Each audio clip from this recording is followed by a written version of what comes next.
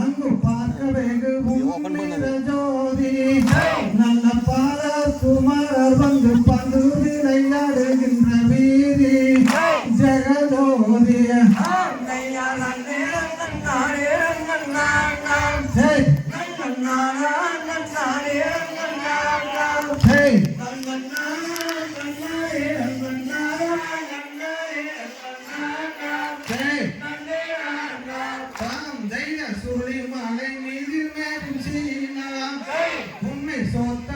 சுற்றி